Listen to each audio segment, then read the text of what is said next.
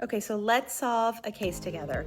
I'm seeing a 15-year-old female who's coming in with a 4-month history of hair loss, hair thinning, and then a 2-month history of feeling tired, fatigued, and brain fog. She just can't remember anything. So where do we start with a case like this? I think number one is to get a good history.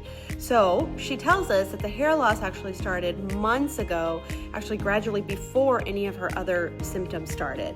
And her fatigue has been a little bit slow but worsening over the past couple of months, especially when she recently got hit with the flu. No other major rashes, no obvious joint pain, joint swelling, but she just feels off.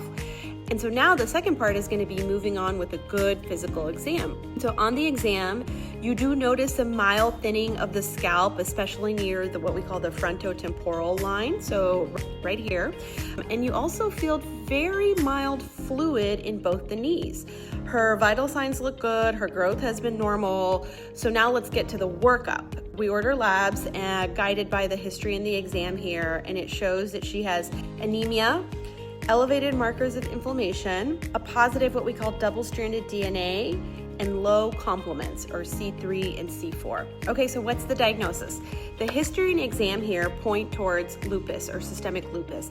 And even though she doesn't meet classic classification criteria based on just her symptoms and her exam, it's the combination of the timeline of her symptoms, the physical exam, plus the labs that really confirms this diagnosis. And the teaching point here is that lupus doesn't always look classic right off the bat. In teens, actually, it can start with more vague symptoms like fatigue or brain fog or hair loss long before the rashes or obvious arthritis show up. And the timeline matters because the hair loss that begins months before the fatigue suggests a chronic systemic process kind of in the works, not just that it's stress or infection induced.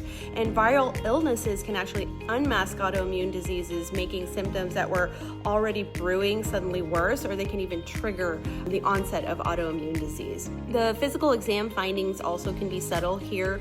The thinning of the hair and small joint effusions can be early clues to inflammatory disease. Early on, patients may not meet the full classification criteria, but here the lab showing the anemia, inflammation, double-stranded DNA, low complements very much supports this diagnosis. And the bottom line is that history and exam can guide the workup, but the labs and your clinical suspicion kind of tells you what you're thinking.